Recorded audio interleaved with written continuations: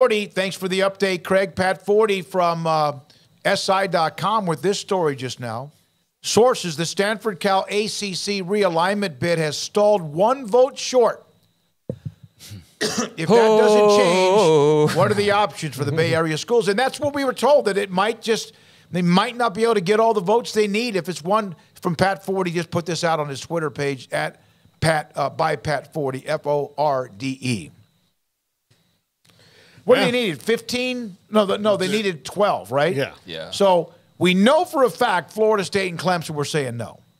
So it's just a matter of, was it Miami and North Carolina? It doesn't matter, but they appear to be one vote It says in the story, Florida State, Clemson, North Carolina State. Okay, those NC were the State. 4. So somebody's caved, and now, 3 of them have caved, according to 40.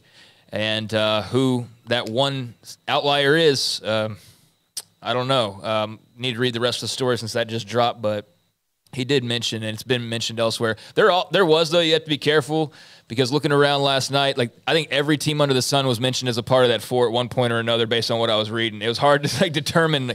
Florida State was a constant, and then Clemson was a constant. But besides that, I saw every combination, I feel like, of almost every school for the other 2 spots of who was a no. And then finally, it's Florida State, Clemson, UNC, NC State are those 4. But, yeah, now that's changed apparently. So very interesting. Like we were talking about earlier, there is cause and effect here. And what happens with this situation has a direct effect on what happens with the Big 12's moves and what happens with, the Pac and all that stuff. So it's an interesting story for all involved. So Notre Dame, according to Pat 40's story today, just now, Pittsburgh, Georgia Tech, Louisville, I just like saying their name, as among the most vocal advocating for the Cardinal and the Golden Bears to join the ACC.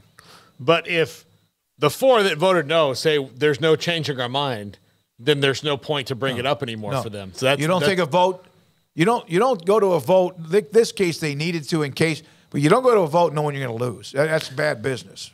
Okay, yeah, so you know what? I'm stupid. I was just reading that all wrong. I was thinking that he was saying it as that somebody had changed their minds and now they needed 1, but okay, they're 1 short of the 12. All right, I'm dumb. So they need one of the other than NC State, I think the other 3 teams were pretty obvious. Yeah, like I said, yeah, Florida State and Clemson for sure were mentioned in every combination that I've seen, but okay, now that I'm dumb and need to rewind this.